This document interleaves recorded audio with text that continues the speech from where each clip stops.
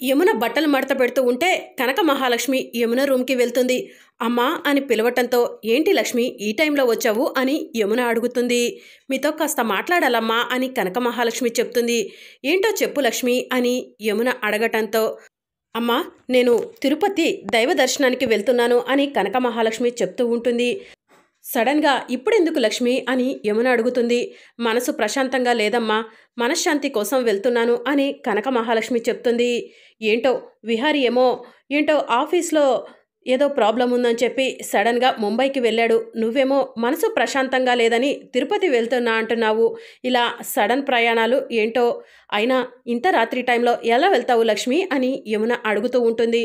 అమ్మా నేను ticket book చేసుకున్నాను, ఇప్పుడు బస్ ఎక్కితే రేపు ఉదయం కల్లా అక్కడ దిగుతాను అని కనక మహాలక్ష్మి చెప్తుంది. మళ్ళీ ఎప్పుడు వస్తావు లక్ష్మి అని యమున అడుగుతుంది. 2 రోజుల్లో వచ్చేస్తానమ్మా అని కనక మహాలక్ష్మి చెప్పడంతో సరే లక్ష్మి జాగ్రత్తగా వెళ్ళిరా అని యమున చెప్తుంది. ఇక కనక మహాలక్ష్మి తన బెడ్రూమ్కి వెళ్ళి తను విహారీ కోసం రోజు పూజ చేస్తూ ఉంటుంది కదా, ఆ అమ్మవారికి నమస్కారం చేసుకుంటూ ఉంటుంది. అమ్మ నేను చేస్తుంది తప్పో రైటో నాకు తెలియదు, కానీ నా తండ్రిని చూసుకోవడం కోసం నాకు వచ్చిన ఈ అవకాశం నాకు చాలా సంతోషంగా ఉంది. కానీ యమునమ్మ గారికి అబద్ధం చెప్పాను, అలాగే నా తల్లిదండ్రులను మోసం చేస్తున్నాను. ఇది ఎంతవరకు రైటో ఎంతవరకు రాంగో నాకు తెలీదు, కానీ విహారీ గారు చెప్పిన విధంగా విహారీ గారి అడుగుజాడల్లో నడుస్తున్నాను. నన్ను దీవించు తల్లి అని కనక మహాలక్ష్మి తన రూమ్లో ఉన్న అమ్మవారికి నమస్కారం చేసుకుంటుంది. ఇక కనక మహాలక్ష్మి అమ్మవారి దగ్గర అక్షంతలను ప్యాక్ చేసుకుంటుంది. ఇక వాటిని బ్యాగ్లో పెట్టుకుంటుంది. అలాగే తన లగేజ్ అంతా కూడా బ్యాగ్లో పెట్టుకొని బయటికి వస్తుంది. డోర్ ఓపెన్ చేసి బయటికి వచ్చేసరికి ఎదురుగా యమున ఉంటుంది. యమునను చూసి కనక మహాలక్ష్మి షాక్ అవుతుంది. పద లక్ష్మి వెళ్దాం అని యమున అంటుంది. మీరెక్కడికి అమ్మగారు అని కనక మహాలక్ష్మి అడుగుతూ ఉంటుంది. నేను కూడా నీతో పాటు ఆ తిరుపతి వస్తాను, ఆ వెంకన్న స్వామిని దర్శనం చేసుకుంటాను అని యమున చెప్తుంది. అమ్మగారు అదేంటమ్మగారు ఇప్పటికిప్పుడు అని కనక మహాలక్ష్మి టెన్షన్ పడుతూ ఉంటుంది. ఎందుకు లక్ష్మి టెన్షన్ పడుతున్నావు అని యమున అడుగుతుంది. అది అమ్మగారు మీరు వస్తే ఇప్పుడు బస్ టికెట్ దొరకదు కదా అని కనక మహాలక్ష్మి చెప్తుంది. 4 డబ్బులు ఎక్కువ ఇస్తే కనుక వాళ్లే సీట్ అరేంజ్ చేస్తారు లక్ష్మి అని యమున చెప్తుంది. అమ్మగారు అది అని కనక మహాలక్ష్మి టెన్షన్ పడుతూ ఉంటే లక్ష్మి నువ్వు వచ్చి చెప్పే వరకు నాకు కూడా గుడికి వెళ్ళాలి, తిరుపతి రావాలన్న ఆలోచనే లేదు.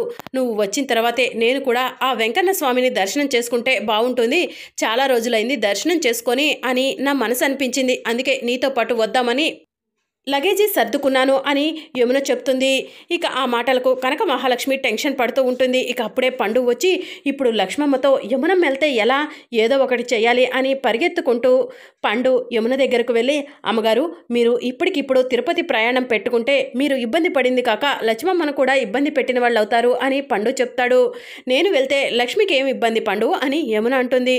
అమ్మ అక్కడ అసలే చలి చాలా ఎక్కువగా ఉందంట, ఆ చలికి మీరు తట్టుకోలేవరమ్మా, ఇక్కడంటే మీకు తోడుగా మేమంతా ఉన్నాము, అక్కడ లక్ష్మమ్మ ఒకటి మిమ్మల్ని చూసుకోలేవదు, అసలే మీకు ఆరోగ్యం సరిగా ఉండదు, ఇలాంటి పరిస్థితుల్లో మీరు అక్కడికి వెళ్ళి మీరు ఇబ్బంది పడుతూ లక్ష్మమ్మను కూడా ఇబ్బంది పడతారు అని పండు చెప్పడంతో నువ్వు చెప్పే వరకు నాకు ఆ ఆలోచనే రాలేదు పండు అని యమున చెప్తుంది. మిమ్మల్ని ఆలోచించేలా నేను చేస్తాను కదా యమునమ్మా అని పండు అంటాడు. లక్ష్మి పండు చెప్పింది కూడా నిజమే, ఇప్పుడు నేను అక్కడికి వస్తే గనక నేను ఇబ్బంది పడింది కాక నిన్ను కూడా ఇబ్బంది పెట్టేస్తాను, వద్దులే లక్ష్మి నువ్వు వెళ్ళేసిరా అని యమున చెప్తుంది. సరే అమ్మగారు అని కనక మహాలక్ష్మి అంటుంది. పండు లక్ష్మిని గేటు వరకు పంపించిరా అని చెప్పి యమున చెప్తుంది. పద లక్ష్మమ్మ అని పండు బ్యాగ్ తీసుకొని లక్ష్మిని తీసుకొని వెళ్తూ ఉంటాడు. కనక మహాలక్ష్మి ఇంట్లో నుంచి వెళ్తూ ఉంటే అంబిక, సహస్ర, పద్మాక్షి చూస్తూ ఉంటారు. నేను ఇచ్చిన వార్నింగ్కి అది దెబ్బకి భయపడి పారిపోతున్నట్టుంది పిన్ని అని సహస్ర అంటుంది. అసలు ఏం చేశావు సహస్ర, నేను ఎన్నోసార్లు ఆ లక్ష్మిని ఇంట్లో నుంచి బయటకు గెంటేద్దాం అనుకున్నాను, అది వెళ్ళలేదు అని అంబిక చెప్తూ ఉంటుంది. ఇంట్లో నుంచి వెళ్ళకపోతే పరిణామాలు తీవ్రంగా ఉంటాయని వార్నింగ్ ఇచ్చాను పిన్ని, అందుకే ఇంట్లో నుంచి వెళ్ళిపోతుంది అని సహస్ర చెప్తూ ఉంటుంది. చాలా మంచి పని చేశావు సహస్ర, నేను ఎన్నోసార్లు ఆ లక్ష్మిని ఇంట్లో నుంచి బయటకు గెంటేద్దాం అనుకున్నాను, కానీ ఆ లక్ష్మి వెళ్ళలేదు. దాని మొహం చూసిన ప్రతిసారి ఇరిటేటింగ్గా తేళ్ళు జర్రులు పారుతున్నట్టు అనిపించేది అని అంబిక చెప్తుంది. ఇక పండు కనక మహాలక్ష్మిని తీసుకొని గేటు వరకు వస్తాడు. లక్ష్మమ్మ, నువ్వు అమ్మగారితో అబద్ధం చెప్పి వెళ్తున్నావని, నువ్వు నీ మనసులో బాధపడుతున్నావు.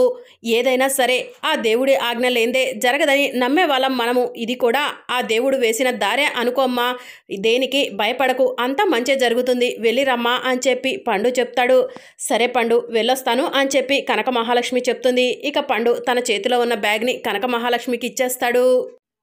ఇక మరోవైపు విహారీ కనక మహాలక్ష్మి కోసం వెయిట్ చేస్తూ ఉంటాడు. అప్పుడే విహారీ ఫ్రెండ్ సత్య కనక మహాలక్ష్మిని తీసుకొచ్చి విహారీకి అప్పచెప్తాడు. థ్యాంక్స్ రా సత్య అని విహారీ చెప్తాడు. ఇంత చిన్న విషయానికి థ్యాంక్స్ ఎందుకురా, నేను నీ క్లోజ్ ఫ్రెండ్ని అని చెప్పి సత్య అంటాడు.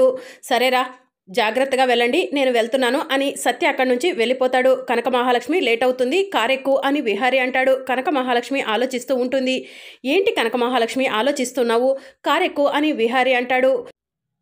ఆశ్రయం ఇచ్చిన అమ్మగారికి అబద్ధం చెప్పాను అని కనక మహాలక్ష్మి అంటుంది. మరి నేనేం చెప్తున్నాను, మన పెళ్ళైన దగ్గర నుంచి ప్రతిరోజు అబద్ధపు జీవితంలోనే బ్రతుకుతున్నాను. ఇంట్లో ప్రతి ఒక్కరికి కూడా అబద్ధమే చెప్తున్నాను. మన పెళ్ళైనా కూడా అవ్వలేదని చెప్తున్నాను. మరి నేనేమైపోవాలి, చచ్చిపోవాలా అని విహారీ అంటాడు. విహారీ గారు అలా మాట్లాడకండి అని కనక మహాలక్ష్మి అంటుంది. ఇదంతా నా వల్లే కదా విహారీ గారు, నా వల్లే మీరు అబద్ధం చెప్తున్నారు, అబద్ధపు జీవితంలో బ్రతుకుతున్నారు అని కనక మహాలక్ష్మి బాధపడుతూ ఉంటే, బాధపడకు లక్ష్మి, ఇదంతా ఎవరి వల్ల జరిగిందని ఇప్పుడు బాధపడుతూ ఉంటే ఏమి రాదు. అంకుల ఆరోగ్యం సెట్ అయిపోయిన తర్వాత సహస్రతో నా పెళ్లి జరిగే ముందు ఈ సమస్యకు ఏదో ఒక పరిష్కారం చూద్దాము. ముందు అర్జెంటుగా మీ ఊరు వెళ్ళాలి, పద లక్ష్మి, కారులో కూర్చో అని విహారీ అంటాడు. ఇక కనక మహాలక్ష్మి విహారీ ఇద్దరు కూడా కారులో ప్రయాణం చేస్తూ ఉంటారు. ఇక కనక మహాలక్ష్మికి అప్పుడే విహారీకి అమ్మవారి బొట్టు పెట్టాలని గుర్తుకు వస్తుంది. వెంటనే తను ప్యాక్ చేసుకుంటుంది కదా, ఆ బొట్టు బయటికి తీసి విహారీ గారు ఈ బొట్టు పెట్టుకోండి అని చెప్తూ ఉంటే, ఏంటా బొట్టు లక్ష్మి అని విహారీ అడుగుతూ ఉంటాడు. ఇది అమ్మవారి కుంకుమ, నాకు ఏదైనా ప్రయాణం చేసేటప్పుడు అమ్మవారి కుంకుమ పెట్టుకుంటే మంచి జరుగుతుందని అనిపిస్తుంది, అందుకే మీరు కూడా పెట్టుకోండి విహారీ గారు అని కనక మహాలక్ష్మి చెప్తుంది. సరే పెట్టుకుంటాను ఉండు అని విహారీ కుంకుమ పెట్టుకోబోతూ ఉంటే, డ్రైవింగ్ చేస్తూ ఉంటాడు కదా, ఎదురుగా వెహికల్స్ వస్తూ ఉంటాయి. ఇక విహారీ పెట్టుకోక ఇబ్బంది పడుతూ ఉంటే, సరే నేను పెడతాను ఉండండి విహారీ గారు అని చెప్పి కనక మహాలక్ష్మి విహారీ నుదిటిన బొట్టు పెడుతుంది. ఇక విహారీ కనక మహాలక్ష్మి ఇద్దరు కలిసి జర్నీ చేస్తూ ఉంటారు. ఇక మార్నింగ్ అవుతుంది. ఆదికేశవులు దేవుడికి పూజ చేస్తాడు.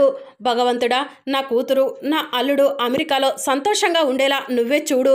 కాకపోతే నాది ఒకే ఒక చిన్న కోరిక, ఒక్కసారి వాళ్ళిద్దరూ నా కళ్ళ ముందుకు వచ్చేలా నువ్వే చూడాలి అని ఆదికేశవులు దేవుడికి నమస్కారం చేసుకుంటూ ఉంటాడు. ఇక దేవుడికి నమస్కారం చేసుకొని ఇలా పక్కకు తిరిగేసరికి ఎదురుగా విహారీ కనక మహాలక్ష్మి పెళ్లి ఫోటో ఉంటుంది.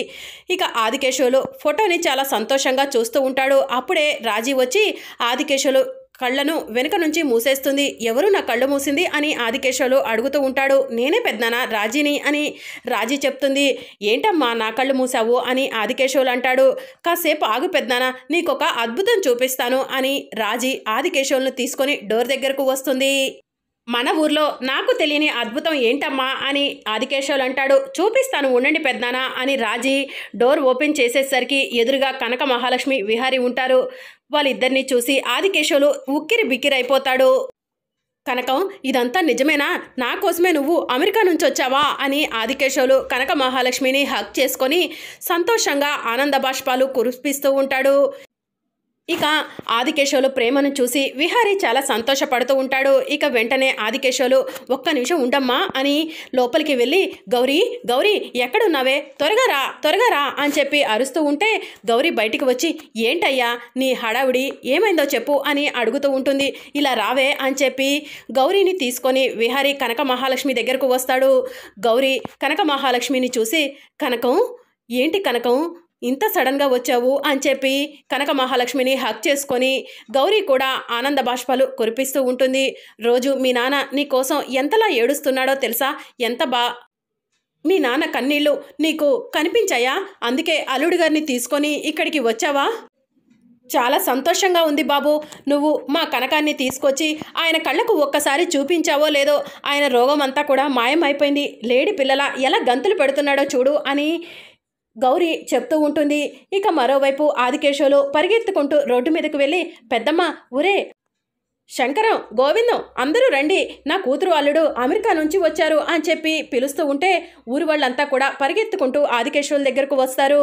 చూసారా, నా కూతురు అల్లుడు నన్ను చూడటం కోసం అమెరికా నుంచి ఫ్లైట్లో వచ్చారు. వాళ్ళు అక్కడి నుంచి వస్తారా, అంత డబ్బు ఖర్చు పెట్టుకొని నిన్ను చూడటానికి వస్తారా అని నన్ను అందరూ హేళన చేశారు కదా. నా అల్లుడు ఎంత మంచివాడో చూడండి, నా కూతుర్ని ఎంత బాగా చూసుకుంటున్నాడో చూడండి, నా కూతుర్ని తీసుకొని నా కోసం వచ్చాడు అని ఆదికేశవులు ఊరి వాళ్ళకు చెప్తూ ఉంటాడు. ఇక అది చూసి వాళ్ళల్లో ఒక పెద్దావిడ, బాబు, అమ్మాయిని ఇన్ని రోజులు దూరంగా ఉన్నందుకు మా ఆదికేశవులు చాలా బాధపడ్డాడు. కానీ తన కూతుర్ని నువ్వు చాలా బాగా చూసుకుంటున్నావని మాకు గొప్పలు చెప్తూ ఉండేవాడు. కానీ కళ్ళ ముందు తన కూతురు లేదని చాలా బాధపడుతూ ఉండేవాడు. ఆ బాధ ఇప్పుడు వాడి మనసులో కొంచెం కూడా కనిపించట్లేదు. అమ్మాయిని తీసుకొచ్చి మంచి పని చేశావు బాబు అని ఊరి వాళ్ళు చెప్తూ ఉంటారు. ఆదికేశవులు, ఏంటి కూతుర్ని అల్లుడిని గుమ్మంలోనే నుంచోబెట్టి మాట్లాడుతున్నావు, లోపలికి తీసుకెళ్ళు అని పెద్దావిడ చెప్పడంతో మర్చిపోయాను, రండి బాబు లోపలికి రండి అని ఆదికేశవులు అంటూ ఉంటే, ఆగవయ్యా నీ కంగారు నువ్వు, రాజీ వెళ్ళి ఎర్రనీళ్ళు తీసుకురా, దిష్టి తీద్దాం అని గౌరీ చెప్తుంది. ఇక విహారి, కనక మహాలక్ష్మి చాలా సంతోషపడుతూ ఉంటారు. మరి అప్కమింగ్ ఎపిసోడ్లో ఏం జరగబోతుందో తెలుసుకోవాలనుకుంటున్నారా? అయితే ఛానల్ను సబ్స్క్రైబ్ చేసుకొని సపోర్ట్ చేయడం మర్చిపోకండి. Thank you for watching.